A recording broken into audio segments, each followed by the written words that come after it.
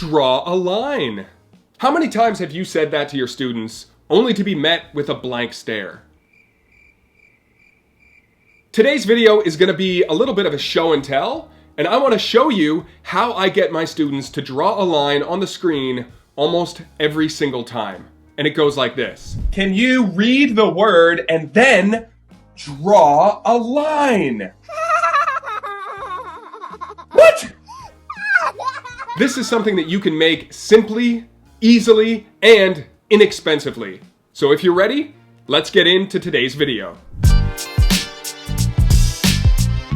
This prop has two pieces to it. There is the pencil piece and then the pencil mark. The way that these two pieces work together is there's a magnet on the top of the pen line, and I've embedded a nail in the top of the pencil so that those two things snap together like that.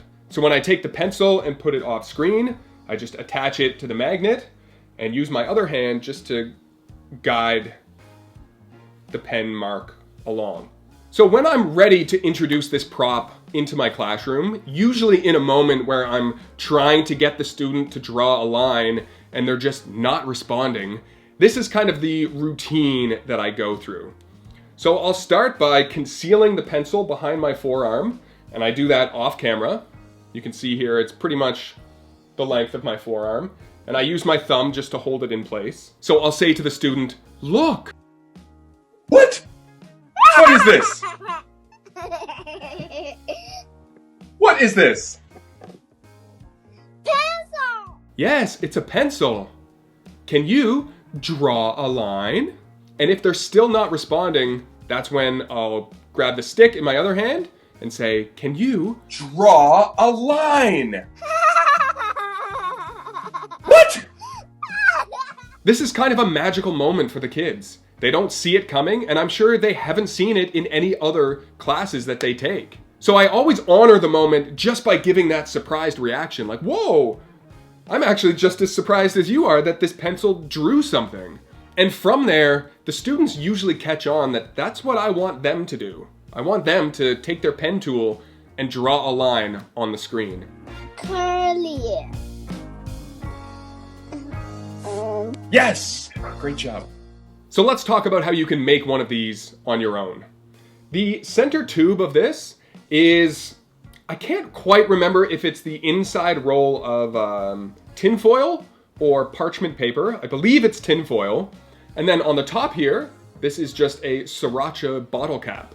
So the Sriracha bottle cap just gets hot glued onto the cardboard tube that you find inside your roll of tinfoil. From there, it's just a matter of decorating. I like to cover the pencil with felt.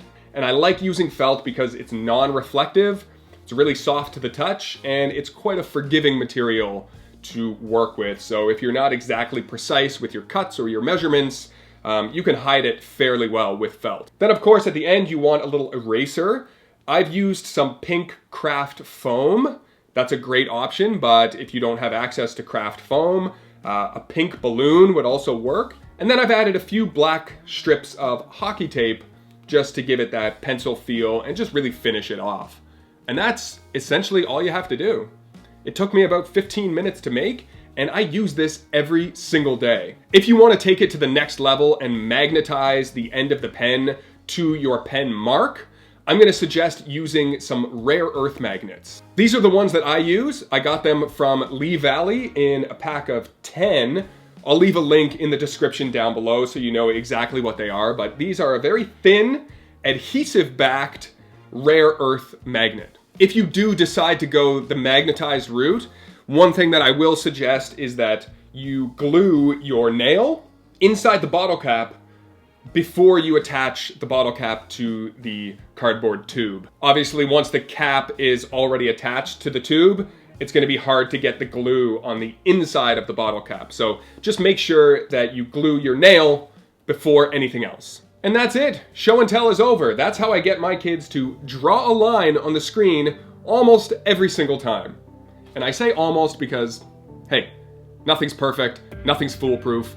Sometimes it doesn't work. Thank you so much for watching. If you enjoyed this video, please let me know down in the comments. I love hearing from you guys. And make sure you hit the subscribe button on your way out so that you don't miss out on future videos. Thank you for watching, and until next time, have fun teaching. See ya!